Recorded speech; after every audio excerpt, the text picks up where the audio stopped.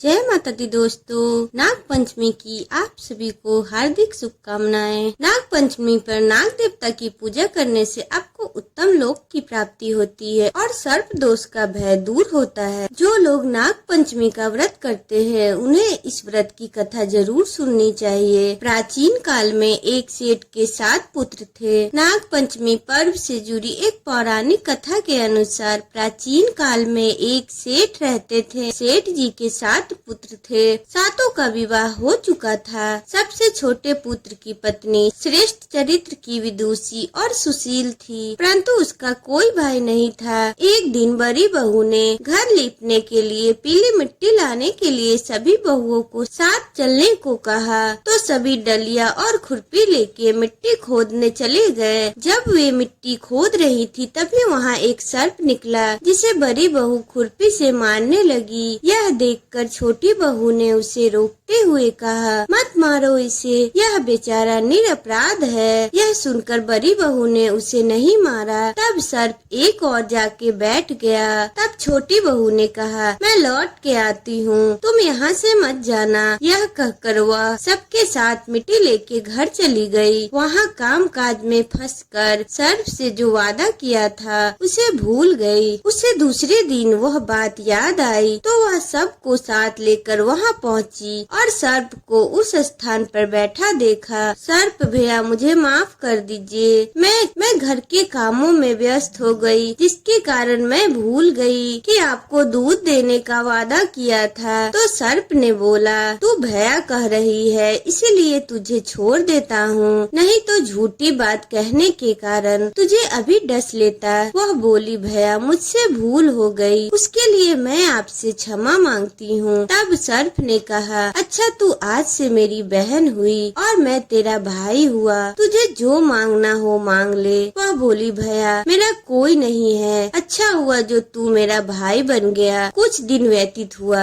फिर सारी बहुएं अपने अपने मायके जाने लगी तो छोटी बहू रोने लगी, मेरा तो कोई मायका नहीं है। तभी सर्प मनुष्य का रूप रखे उसके घर आया और बोला कि मेरी बहन को भेज दो। सबने कहा कि इसका तो कोई भाई नहीं था, तो वह बोला, मैं दूर के रिश्ते में इसका भाई हूँ, बचपन में ही बाहर चला गया था। सबको विश्वास दिलाने पर घर के लोगों ने छोटी बहू को उसके साथ भेज दिया। उसने मार्ग में बताया कि मैं वही सर्प हूँ, इसीलिए तू डरना नहीं और जहाँ चलने में कठिनाई हो वहाँ मेरी पूंछ पकड़ लेना। उसने उसके कहे अनुसार किया और इस प्रकार उसके घर पहुँच गई, जो कि नागलोक था। वहाँ के धन और ऐश्वर्य को देखकर वह चकित हो गई। एक दिन सर्प की माता ने उससे कहा, मैं बाहर जा रही हूँ, तू अपने भाई को ठंडा दूध पिला देना। उसे यह बात ध्यान न रही कि उसने गर्म दूध पिला दिया, जिसमें उसका मुंह बुरी तरह जल गया। यह देखकर सर्प की माता बहुत क्रोधित हुई, परंतु सर्प के समझाने पर चुप हो गई। तब सर्प ने कहा कि बहन को अब उसके घर भेज देना चाहिए। तब सर्प और उसके पिता ने उसे बहुत सारा सोना चांदी जवाहरात वस्त्र आभूषण आदि देके उसके घर पहुंचा दिए।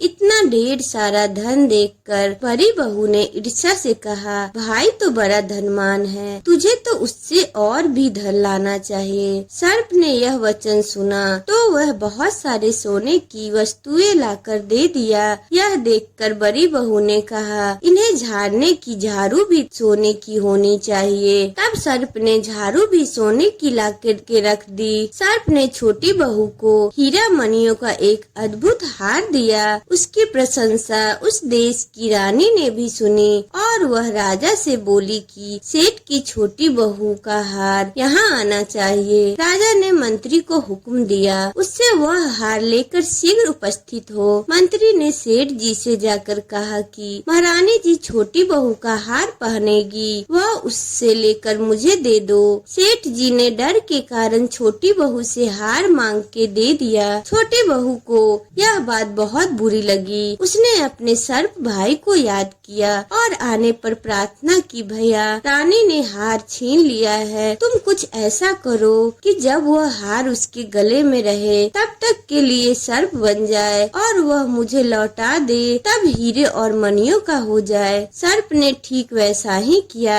जैसे ही रानी ने हार पहना वैसे ही वह सर्प बन गई। यह देखकर रानी चीख पड़ी और रोने लगी। यह सब देखकर राजा ने सेठ के पास खबर भेजी कि छोटी बहू को तुरंत भेजो। सेठ जी डर गए कि राजा न जाने क्या करेगा। वे स्वयं छोटी बहू को साथ लेकर उपस्थित हुए। राजा ने छोटी बहू से पूछा, तूने क्या जादू किया है? मैं तुझे दंड दूंगा। छोटी बहू बोली, राजन मुझे क्षमा कीजिए, यह हार ही ऐसा है कि मेरे गले में हीरो और मणियों का रहता है और दूसरे के गले में सर्प बन जाता है। यह सुनकर राजा ने वह सर्प बना हार उसे देख के कहा, अभी पहन के दिखाओ। छोटी बहू ने जैसे ही उसे पहना वैसे ही हीरो मणियों का हो गया। यह देखकर राजा को उसकी बात पे विश्वास हो गया और उसने प्रसन्न होकर उसे बहुत सी मुद्राएं भी पुरस्कार में दी। छोटी बहू ने अपने हार और धन सहित घर लौट आई। उसके धन को देखकर बड़ी बहू ने ईर्ष्या के कारण उसके पति को सिखाया कि छोटी बहू के पास कहीं से धन आया है। यह सुनकर उसके पति ने अपनी पत्नी को बुलाकर कहा, ठीक ठीक बता, यह धन तुझे कौन देता है? तब वह सर्प को याद करने लगी। तब उसी समय सर्प ने प्रकट होकर कहा, यदि मेरी धर्म बहन के आचरण पर संदेह प्रकट करेगा तो मैं तुझे डस लूंगा।